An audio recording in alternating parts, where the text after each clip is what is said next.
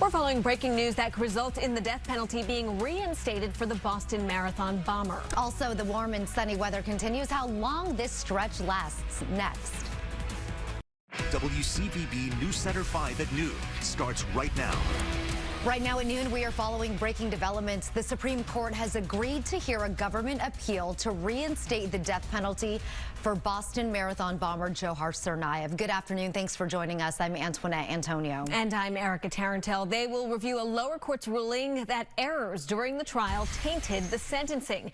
If the justices overturn the appeals court, Tsarnaev's death sentence could be reinstated. Tsarnaev was convicted of dozens of crimes in the 2013 terror attack that killed 3 people.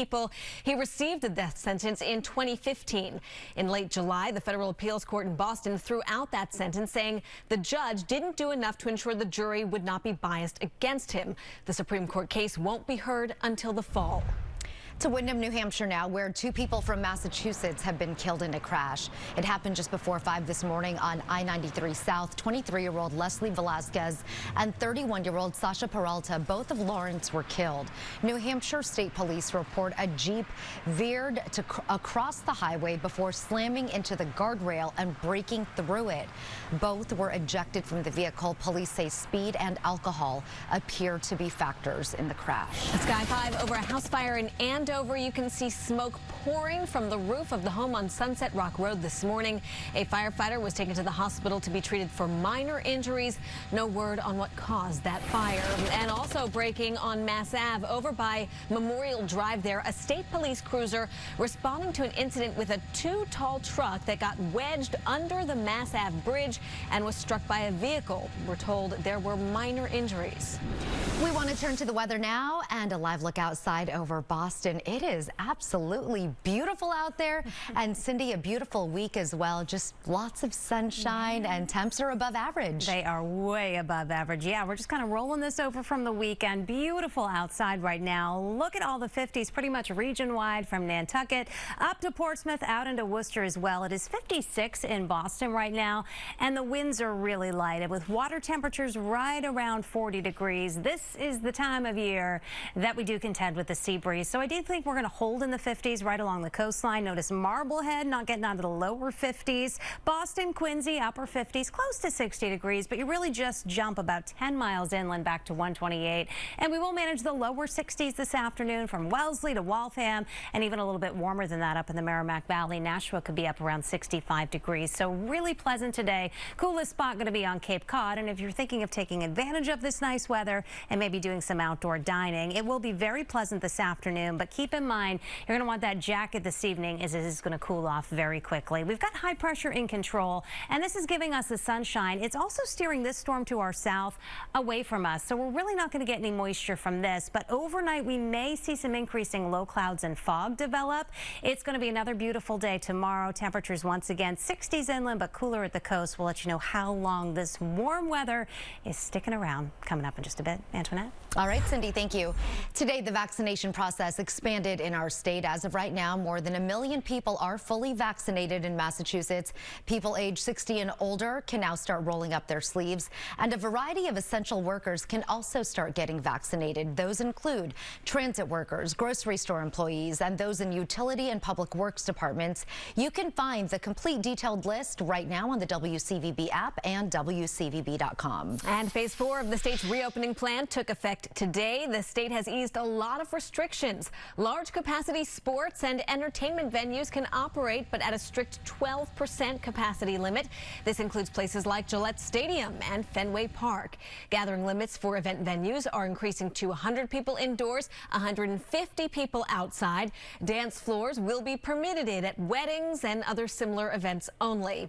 And Boston's outdoor dining program begins today, 10 days earlier than originally planned due to the weather.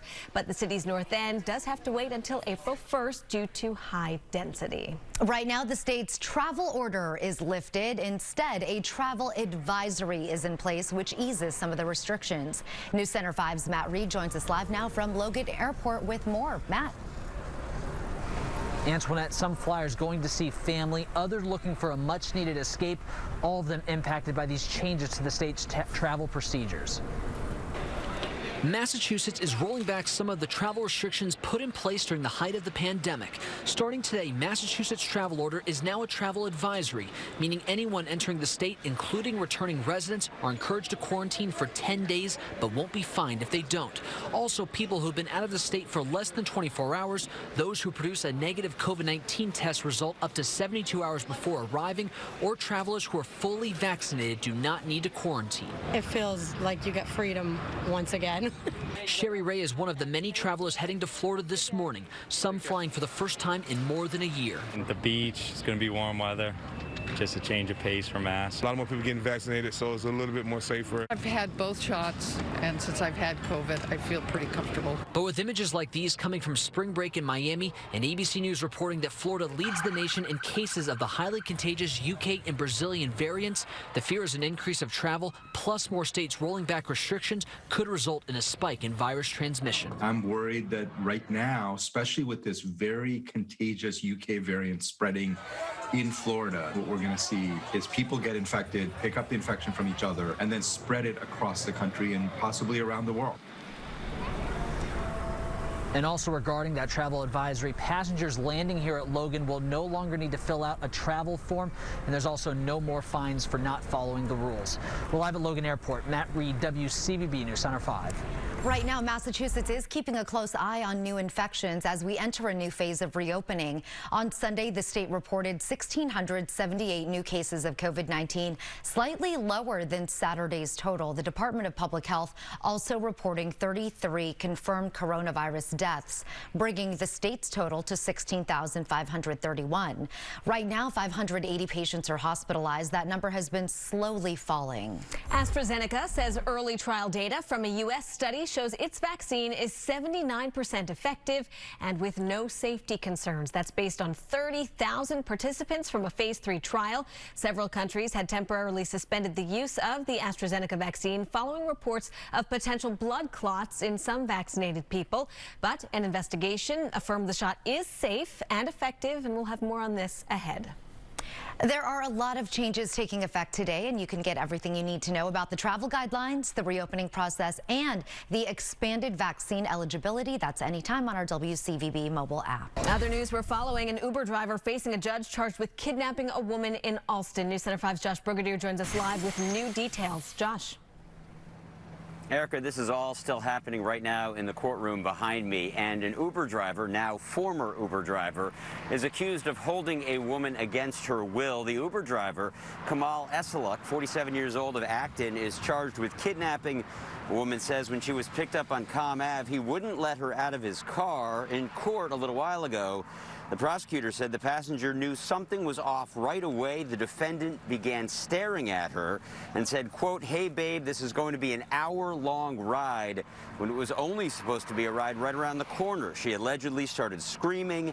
That was Thursday night around 8 o'clock, and she says he put the child locks on the back doors, tried to climb in the back seat with her. She was able to squeeze out the driver's side door uninjured and ran away.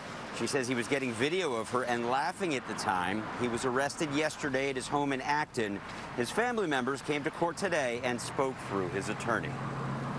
A shocking accusation. He is a family man, and this is completely out of the blue for the family. In a statement, Uber says, quote, "What's been reported is horrifying and something no one should have to go through. As soon as we became aware, we immediately removed this driver's access to Uber." Now, throughout today's hearing, this defendant was shaking his head in denial of all these accusations levied against him.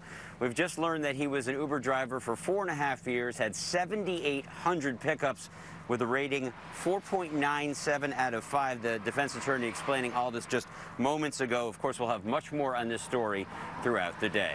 We're live in Brighton. Josh Brigadier, WCVB News Center 5. All right, Josh, thank you. Today is expected to be the last day on the job for Boston Mayor Marty Walsh. The U.S. Senate is scheduled to vote late this afternoon on Walsh's nomination for U.S. Labor Secretary. Walsh is expected to resign shortly after he is confirmed. Boston City Council President Kim Janey will then become acting mayor.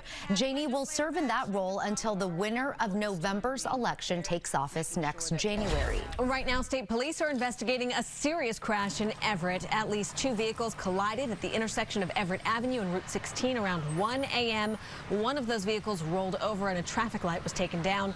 The extent of the injuries is not clear. Now on 5, a water main break in Brookline causing a huge mess this morning. The water department saying there were 3 breaks. The Eye Opener's Katie Thompson has more details on the cleanup now underway. Crews are on scene right now making repairs, and the good news is that Brookline Water and Sewer tells me they should be finished later today. A Monday morning mess in Brookline. A massive water main break shutting down traffic for hours.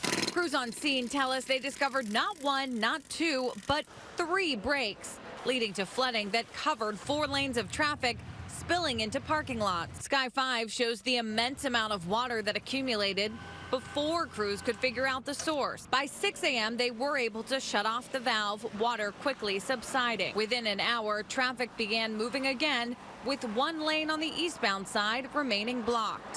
Eversource on scene to secure this telephone pole before repairs could get underway. The good news for drivers in this area is that the entire impacted area is fairly simple to get around thanks to Hammond Street and Hammond Pond Parkway, and Brookline's DPW commissioner tells me they are investigating the cause. In Brookline, I'm Katie Thompson, WCVB News Center 5. The Methuen Police Department is mourning the loss of a longtime officer and his wife. Retired Officer William Reno and his wife Matilda were found in their home on Holly Street Saturday morning. Both died of carbon monoxide poisoning. William Reno served the city of Methuen for 32 years. Still to come, cracking down on spring break parties as the country slowly reopens. Why Miami Beach officials have placed the city under a state of emergency. Also, a local high school forced into remote learning after an off-campus party. The steps school leaders are taking to keep students and staff safe and to ensure this doesn't happen again. Cindy. And spring is here, so is the sea breeze we often find at this time of year. That water is cold. It's only around 40 degrees, so it is keeping the coastline cooler the next couple of days. Another sign of spring, allergies. Tree pollen coming out right now. Levels going to be high through Wednesday, and then we could get some rain to help out later this week. We'll check that full forecast into the weekend coming up.